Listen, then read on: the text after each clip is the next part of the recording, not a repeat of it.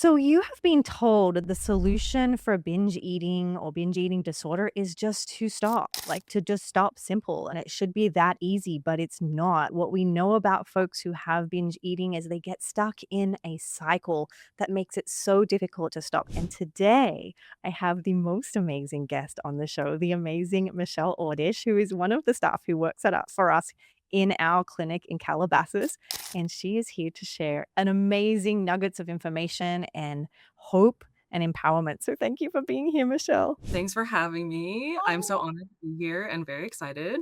I have been so excited for this episode. I think we're really doubling in today, really talking about the cycle of binge eating. I know I have had personal experience with that. I think a lot of folks who have anxiety disorders may struggle with this. So I think this is actually going to be a topic so many people sort of resonate with. Do you want to share anything that before we get started with some questions? Yeah, I just wanted to share a little bit about myself. Like Kimberly said, I'm an associate therapist at her practice, specializing in OCD, anxiety, and especially binge eating disorder. I also really love working with very creative, artistic type people who have perfectionism problems. But binge eating is sort of pun intended, my bread and butter for sure, because I myself am a recovered binge eater and I've had every eating disorder under the sun. And binge eating was the one that really took so much of my life away from me more than any other type, and I'm extremely passionate about helping people get their lives back from this specific disorder. So this is maybe even information, Michelle, I haven't heard from you today. So I'm so excited to really get into it with you. Let's sort of start with really what it's like to live inside the body and the mind of someone with binge eating. Can you kind of share like what is that like and what was it like for you? Torturous, for sure. It was really, really difficult. It consumed probably 95% of my thinking on a daily basis. I woke up thinking about what I was gonna eat for breakfast. I would toil away about that, because I would want one thing, but no, that's not healthy. So what if I just, skip breakfast and then, "Oh, but what am I gonna have for lunch? And then what am I gonna have for dinner? And what about these snacks?" I was constantly thinking about where I was going to get my next hit basically, get my next meal from. And I had such a perfectionistic viewpoint about every meal needing to be just the best thing I ever ate. And because of that, I ended up just in a really horrible cycle of always chasing food and always thinking about it. And then when I would binge afterwards, so much shame, right? And so this is the cycle. You toil away about what to eat, you eat it, oftentimes it doesn't really feel that good and emotionally and physically. So then you develop a lot of shame and guilt and you go, "Oh no, I'm going to be better next time. I'm going to be better next time." Well, I already messed up today. So I guess I'll start tomorrow on a new strict diet. I'll restrict, but today I guess I already messed up. So might as well keep binging.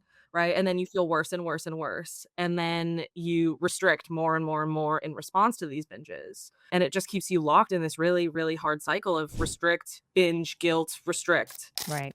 For me, I remember all of what you just shared, and there was this additional component of it wasn't even that I was full, like, I didn't need to eat. In many cases, I felt ill, but I felt like I was trying for this feeling, like and I can't really describe it if I'm gonna be completely honest. Like, I can't really describe what the feeling was, but it was a fullness that wasn't physical. You know what I mean? It was I was already full. I'd already eaten. I probably felt so ill and horrible that I had eaten way more than I needed to, but I was still going for this feeling from food. I don't know if that resonates with you at all. Oh, yeah, absolutely. And I think what that feeling is and identifying it is a really important part of recovery, right? Like getting into the depths of why each individual person has this hole that they're trying to fill with the food, right? For some people, it is this guilt and it's shame based. For some people, they can't stand having anxiety and they want to soothe the anxiety. For other people, people say, "Oh, I'm like a boredom eater," but people can binge because they cannot tolerate the discomfort that comes with being alone with their thoughts and not doing something, right? So getting to the bottom of what that specific thing you're looking for is, and then identifying that food is not going to fill it, right? And instead thinking of all the other things that maybe would be a better choice and actually help you heal your relationship with food and yourself and your own emotions. And that's it. It is the recovery, and we'll get to this soon, I know, but the recovery is that relationship with food and with the emotions. Like, the big step for me, and I know we'll get here, and I wanna slow down, but I will just say, like, it wasn't really about food in the end for me. It was about so much more than food, and that shocked me, I think, in the process, and I think it really shocks clients because they're like, "No, if I could just figure out how to not eat or not do this if I had more discipline or more motivation, then I wouldn't have this problem."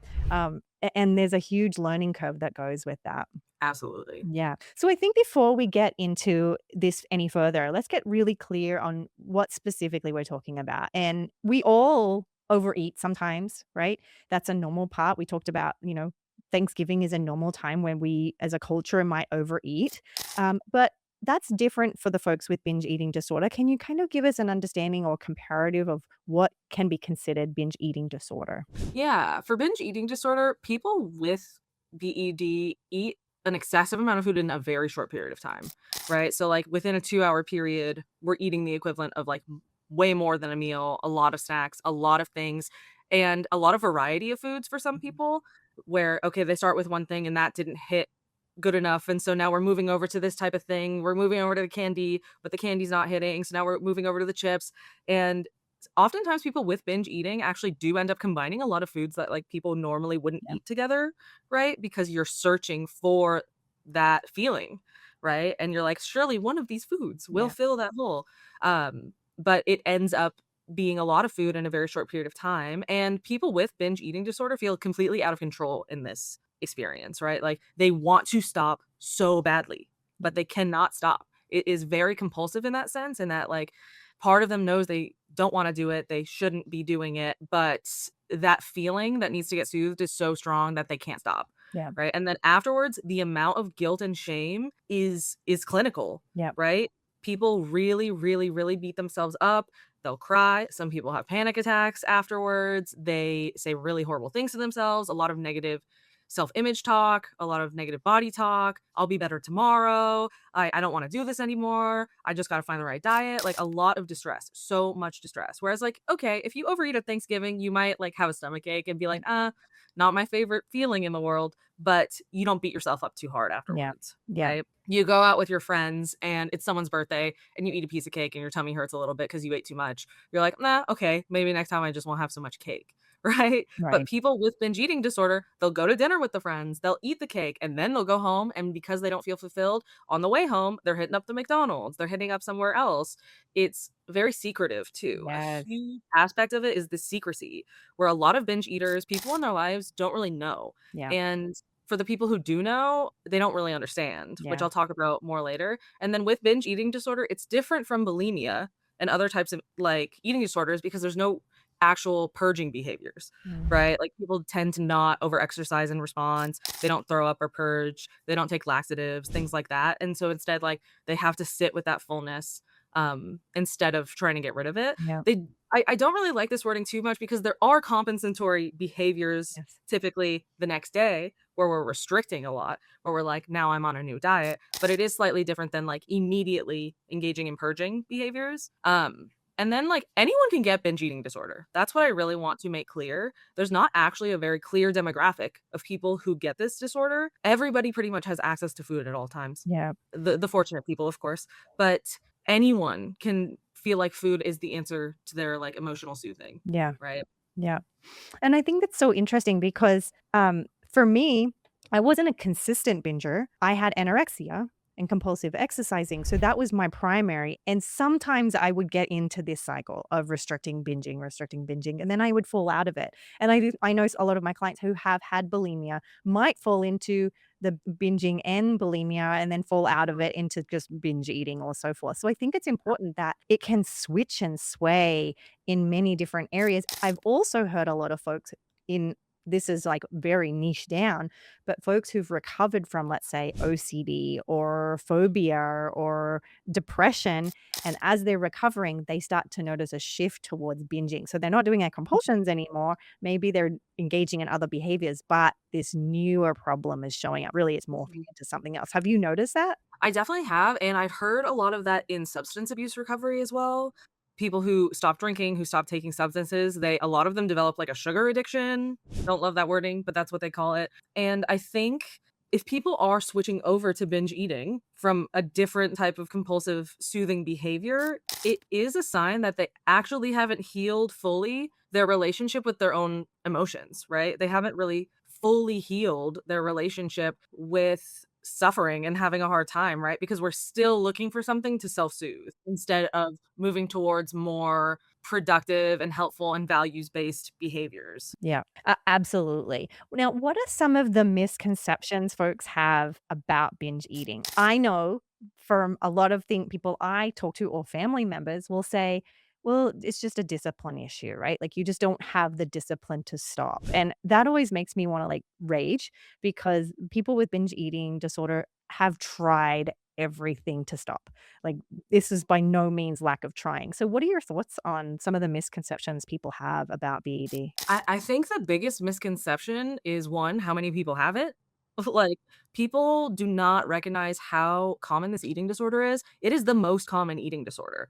I was looking at statistics yesterday, and one of them said that if you combined the amount of people with anorexia and bulimia, there's still more people with BED than that, right? It is the most common eating disorder, but people don't really recognize it because of what you're saying, right? Like, this idea that it's a lack of willpower, that people with binge eating disorder are just lazy, that they don't actually want to take care of their health, that they don't want to lose weight. It's a really complicated issue that people have really boiled down to weight talk and dieting talk. And in my practice with binge eaters, at the beginning especially, we throw all of that out of the window, right? Like you're healing the relationship with yourself and with food. And I'm not a weight loss coach, right? Like I don't view binge eating disorder treatment as weight loss treatment, right? It is specifically about healing that relationship with the food.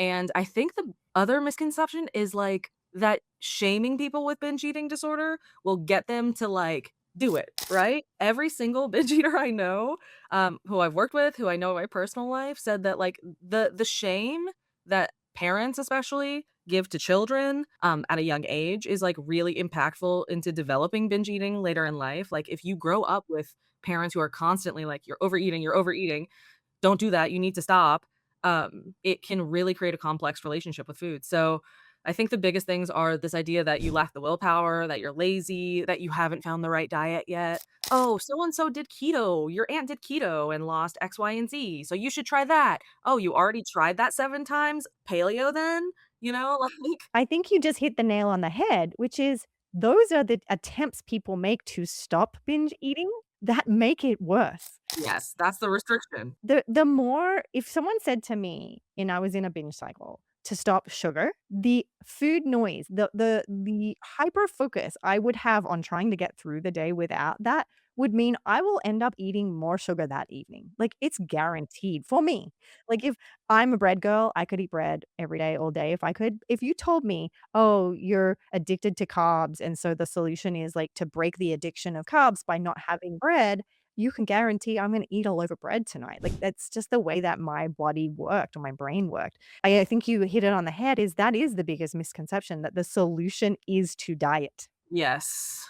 And every single binge eater I know has tried all of them, all of them. And some of them have found success in concept for a specific period of time, but because they were so restrictive, then they start binge eating and they're on a binge eating arc, and then all of that sort of gets undone in their mind, right? And then we're back in the cycle in sort of a bigger sense, not like a daily sense, but like months at a time. I think what you're saying, and I think this is where it gets complex, we'll sort of slow down here a little, is we understand that the restriction leads to more binging. And that could be every day, it could be, going on a 6-week cleanse and then you return back into the cycle over that 6-week period. Like, what do you think is happening or what do you know is happening in the brain of someone when they're in that cycle? Like, why is it that Aunt Janet can go on a diet and stay on one and a person with binge eating can't? Or why is it that some people can find sort of that rhythm that doesn't require a binge and folks with binge eating struggle with that? Such a great question. I think it comes back to what we were talking about in terms of trying to fill that emotional hole with food, Mm, right? It's the relationship to the food. And some people, they just have like a way more casual relationship with food and yeah, eating. yeah. Which is honestly like so confusing to me as someone who has had eating disorders, right? Like, there are people who do walk around and they're like, I don't really think about food that much and I don't really care what it tastes like. And like, I just like to do my hobbies and it's easy for me to eat breakfast, lunch, and dinner and it's the same thing every day or relatively like balanced in their mind. And they don't fall into that like shame spiral about food. And when they fall off the wagon, they just sort of get right back up and they're like, "Well, that I ate a piece of cake and I was at a birthday party and that's fine. So now I'm gonna like move on with my time." Right? And in some ways, some people can be on these diets, right? But relatively like few people can sustain them. That's true. Yeah. Right. But not everyone who falls off of a diet meets criteria for binge eating disorder. Yeah. Right? I Yeah. think what ends up happening is do you go sort of in the complete opposite direction with the food? You Mhm. go from restricting and dieting to now we're eating these excessive amounts in short periods of time, developing guilt about it. Whereas people like go on these diets, they lose a lot of weight, and then they're like, okay, I hit my goal. I'm just gonna sort of eat normal now. Right. What's so interesting for me in the work with a client with binge eating, and this is sort of even folks listening can reflect on this themselves, is we'll also often talk about like before you binge, what is it that you're wanting? And they'll be like food, right? But like, okay, if we didn't have food, like what is it emotionally that you're needing? Often they don't know what that is, but through some exploration, we can start to notice like and this was a big part of the treatment for me is like, "Oh, you want chips? Like, why chips?" And I'm like, "'Cause I'm angry and I just, like, wanna, like, crunch on Mhm. something, like, "Arr," like, I wanna wrestle into something, or it's like, "Oh, no, it's sweets. I wanna feel, like, pleasure." And then it was this exploration of, "Well, let's talk about your anger. Do you express anger well? No. Were you given permission to express anger? No. Like, let's talk about pleasure. Where do you get pleasure? I don't allow myself to have pleasure. Mhm. That feels like it's wrong, or it feels like it's too indulgent, or I don't Mhm. deserve it." And then through the process, and I found this with clients, there's sort of this beautiful learning and getting to know people's deeper needs. Is that the process you see your clients go through, or is it different? It is a lot of that, right? I obviously am a CBT OCD specialist, so I do a lot of behavioral activation change type stuff, like response prevention, basically. But the response prevention might reduce the behaviors, but it doesn't get to the bottom Mhm. of like why we are engaging in the behavior. And that part is actually my favorite part of Yeah, working with binge eaters, right? Because there is a reason for it. yeah, You know, people develop these habits, these binge eating habits, because it created safety for them somehow yeah, at some point in their life, right? Whether it was in childhood, high school, college, whatever, a hard relationship, a hard time at work, it created something that made them feel safe and soothed and sort of seen in yeah. many ways. I had a client say something like extremely profound to me once, which was like, food doesn't say anything back to you, right? Mm. It's just there for you. It is Mhm. reliable. That gives me goosebumps, right? That actually kinda makes me wanna cry, and it's Yeah. true, and I think it's true for folks, like, who are lonely, right? Who Yeah. don't feel like they get understood. Maybe they've got lots of people around, but they still feel lonely or misunderstood or Yeah. it is a friend that is reliable. Yes, but also an enemy in many Yeah, ways, right? In yeah, your mind, yeah, right? And the more we start to view it as an enemy, the more we try to fight it and then we restrict and then we restrict. And part of the binge eating work honestly is to like I mean, I'm not a parts work therapist really, but like acknowledge that part of you that felt safe with this. Acknowledge that the food helped you in many ways, but it's not helping you anymore, yeah, right? yeah. Like it's just not doing what it used to do, which I know from my own experience, like the more you binge eat, it's sort of like a tolerance thing Yeah, where like the more you binge eat, the less it works, yeah, yeah, right? The returns are so diminishing. yeah, For me, it got to the point where like I had maybe point 0.5 of a second of pleasure in the whole entire 2.5, 3 hour binge, right? And whereas before I was like, this is great the yeah, whole time. yeah, And then after I would really beat myself up. And that's when I knew I needed to stop. right. That's when I knew, like, this is actually useless to me. When I was trained in CBTE, which is the eating disorder version of CBT, through Oxford University. I would think I was still, as I was learning this, still sort of in early recovery. And a big part of the treatment that they use is you have to sort of eat regularly as a part of your treatment for binge eating. And I remember for me that being terrifying because if you binged, at least you were constantly saying, like, I just won't eat tomorrow. But a part of my sort of recovery in my own treatment and then learning this was like, no, we're going to actually have you eat regular, healthy, like not healthy, like super healthy, but like for you, what would be a reasonable amount of food to help feed your body. Because if you go for too long without eating, your satiation cues get all out of whack. You don't know when to stop. That was a scary process to binge and still commit to eating the next day. Mhm. It was rough. Yes, absolutely. And I talk about like closing these loops with my clients of these are the places where we made choices that are going to lead to binging down the road, Yeah. and not eating regularly is one of those main loops that has to be closed because I'm sure you've experienced this, but when you get so hungry you're like I can't think straight. Yeah. If I don't put calories in my mouth immediately, I'm about to pass out. My blood sugar is on the floor basically. And when we are making decisions from there, that is prime binge eating Yeah. time. Yeah. And so if we can reconnect with our hunger and fullness cues, eat regularly, keep our blood sugar stable, it helps so much. Yeah. Because most people, from my experience and what I've heard, binging at night, that is typically when it happens because you haven't eaten all day, right? You're like, I'm restricting, I'm doing good. Oh no, now I'm so starving Right. that forget it. I'll start tomorrow. Yeah. And then we're back in it. It is. I mean, that's why we've kind of called it like this sort of like it makes it worse. Like this cycle we get stuck in. In the moment, it feels like the logical solution. Mm, Right? Like, if I'll just eat a whole ton and then I'll restrict tomorrow, it feels and then I'll be on track, like, yeah. after that. It feels so logical. Now, okay, let's talk real time then. So somebody has taken your advice. They're starting to listen to their body more, eat during the day, fulfill the nutritional needs that don't have to be pure, fancy, Mhm. all organic, blah, blah, blah. It's just food, right? And there's no good or bad. We take the good or the bad out. Then they are feeling this emotion and they want it gone. They want it filled. They want it displaced, whatever it might Mhm. be. What might they be having to do in that moment when they're alone? They've got nothing to fill that spot. What skills and strategies would you encourage them to use? I take a page from your amazing book with self-compassion, right? Like, with the binge eating, there's sort of like 2 parts to it, right? Like, we have the behaviors.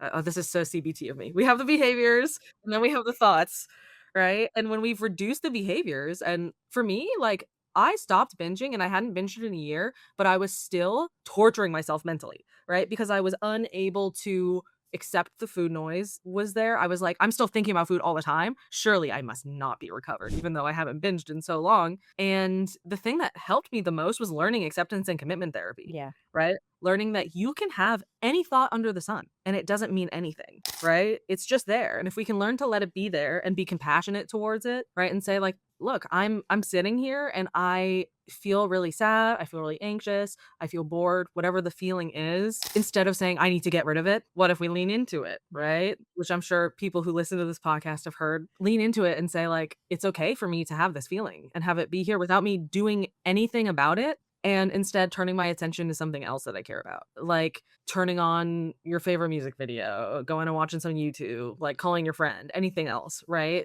It's okay to struggle. It's okay to have pain. It's okay to think about food. I think this concept of like food noise being the devil has been like bit pushed a lot lately in like, I need to get rid of this food noise. No. And in order for that to actually happen, you have to like accept that it's going to be there for a while. Yeah. Right? Like your brain is rewiring itself to know like because before when it would spit out these thoughts, you would immediately respond to them, right? And then we're like strengthening that loop in sort of an obsessive compulsive way of like, okay, when my brain spits out, I want tacos, I go and I get tacos, right? But for a long period, even after you've stopped giving in to like the actual picking up the food and eating it, your brain is still going to spit that stuff out. Yeah. And that's okay. That doesn't mean you're not in recovery, right? And so can we allow that to be there and like not be judgmental to it because we know that guilt and shame and negative self-talk are like the gasoline on the Yeah. fire of binge eating, Yeah. right? So if we can reduce that, it Yeah. makes a huge difference. For real. It's funny that you mentioned like, oh, they've probably heard this on the podcast, but that's the beauty of those skills is Mhm. you can switch over from different disorders and use Yeah. the same skills. Like I always say, and I've said it a million times, like my goal, my personal goal is to learn to be able to have any thought and any feeling without abandoning myself. That is my personal goal. I don't push that onto my clients. That mightn't be their personal goal, but that is my personal goal and my mission here, like, to help people to have there's no feeling you can't have, there's no thought you can't tolerate, and I think Yeah. it's great that this also applies to this intense urge that can be washed over us in, 9:30 at night when you're alone with the refrigerator light, you know what I mean? It's Yeah. so hard. And I've even had clients say, "Oh, I get it. I've done that with other, with OCD or with depression or whatever, but this one is about feelings, and this one makes me feel like I'm gonna break in half." Like, and I think Mhm. that that is that we aren't really taught to feel very well or kindly. Yeah, and on top of that, people around you, especially with the binge eating, they shame you, Yeah. right? So it's not Mhm. only, like, your negative feelings, it's the negative feelings people have about your body, about what you eat, right? And Mm. so it becomes just like this evil soup, Yeah. Yeah. right, that we have to learn to sort of coexist with, Yeah. right? So it's, culturally reinforced to Oh. hate ourselves for eating, to hate our bodies for eating, to hate ourselves for craving. Mhm. Um, I think that's the additional layer here for these folks. Yeah, absolutely, and I also don't want to gloss over the way that fat phobia really influences this Mhm. specific disorder, Mhm. this specific eating disorder. I don't know the statistics on how many people with binge eating actually are overweight or obese, but I imagine a lot of people do gain weight from binge eating because 'cause they're not purging, right? And that's what happened to me. I gained a lot of weight. I'm chill with it now. It's fine. Love myself, love my body, but, Absolutely stunning. people were so weird about it, Yeah. right? Like, people are like, "Are you sure you wanna eat that? You shouldn't be eating that." Also, like, "What if you tried this diet? Have you tried this one?" Like I said Yeah. earlier, right? And, like, there's so much shame from people around you, but also society, right? Society says that fat people basically have no worth, Yeah. right?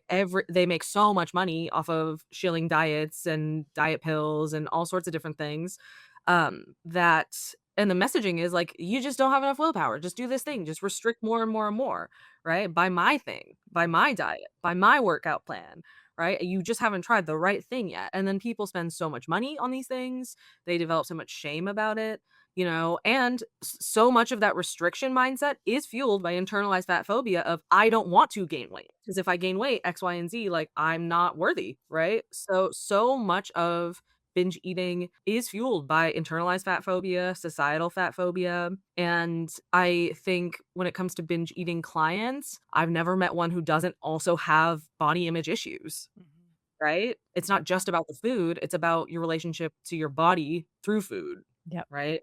And in so many ways, people become very disconnected from the actual sensations of their body. Mhm. They can't tell when they're hungry, they can't tell when they're full. And it's sort of just like a sinister way to live Yeah. sometimes. Yeah. So if we can get people to like one, accept themselves, accept their feelings, accept their thoughts, but also like sort of dismantle a little bit of this internalized and societal fat phobia and let go of that as the fuel to I need to restrict because I can't be that way. Yeah. It makes a huge difference. It does.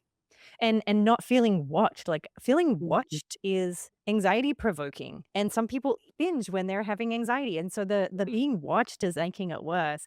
The telling them to diet is actually creating the cycle because you're telling them to do the thing that's making the disorder continue, which is, again, I think it's great that you're bringing this up because I think really what it touches on is ideally the whole family system becomes a part of the recovery in, you know, parents not commenting anymore, Mhm. partners learning how to support them when they're having an urge instead of maybe shaming them or making them feel like it should be really simple. So I think Yeah. you're really bringing on how it's the disorder in their brain and it's their everything going on, but it's also coming from the outside, like any eating disorder. Yeah.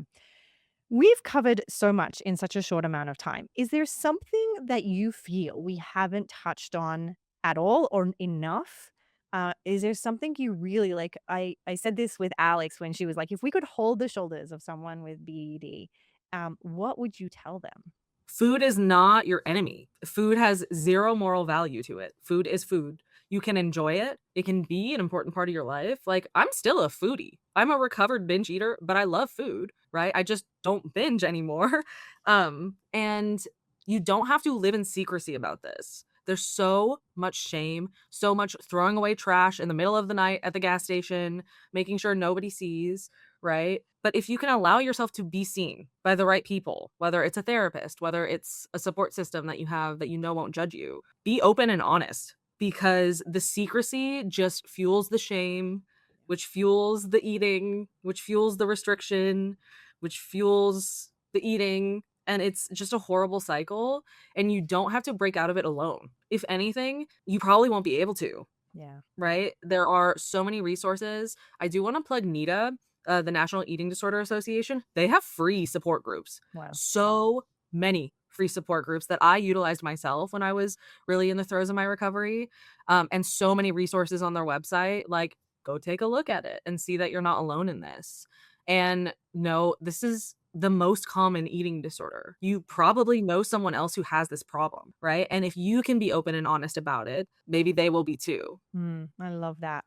I think for me, the only thing I would add, and maybe you even want to like chime in, is you can learn to love your body. And that's so foreign. Like, I never want this podcast to be like, oh, you're going to be so cute and there's going to be rainbows and butterflies on the Yeah. like, I don't want it to sound like that. But I know when you're in the midst of a cycle of binge eating, you hate your brain and you hate your body. You're disgusted by it, right? This is the Mhm. feeling. But I do wanna sort of plant a seed, and I feel this way of, like, you can actually learn to kinda love your body and be like, Mhm. "Yeah, it's not like so I'm not like a model, but pretty cool, like, it's pretty cute body," right? Yeah. I think that is a part of this process that's possible for people.